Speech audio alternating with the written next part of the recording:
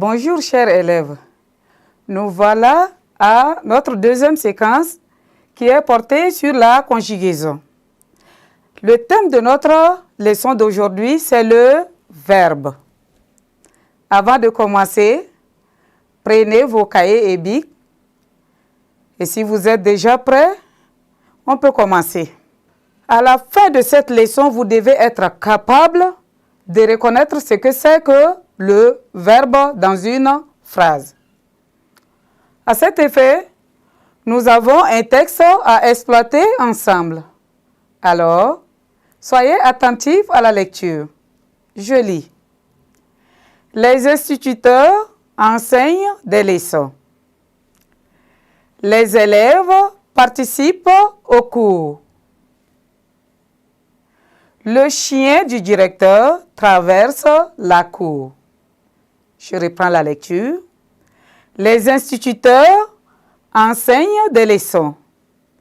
Les élèves participent au cours et ils apprennent. Le chien du directeur traverse la cour.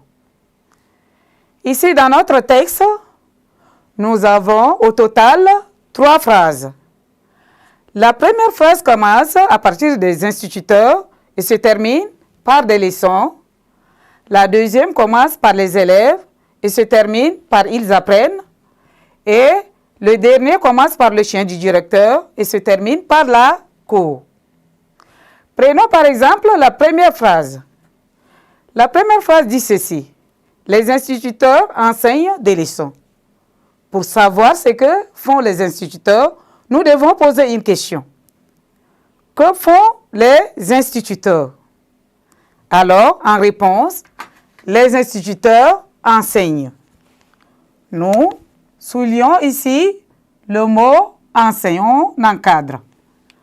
Enseigne ici, c'est le verbe. Et ce verbe, c'est le verbe enseigner.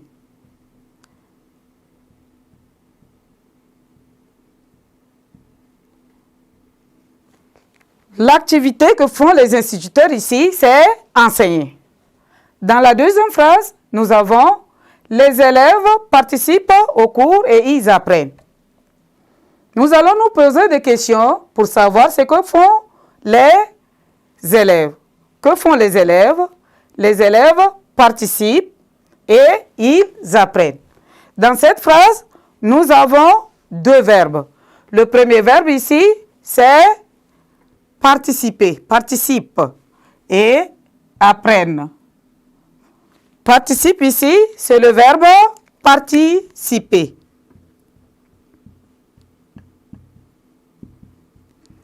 Et apprendre, c'est apprendre.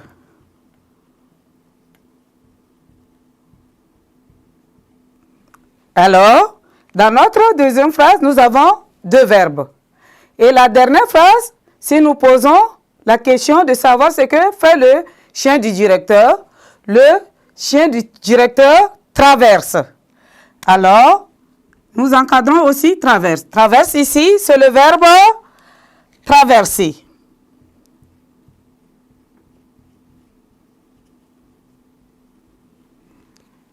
Ici, le mot qui indique ce que fait la personne, l'animal ou la chose ici, c'est le verbe.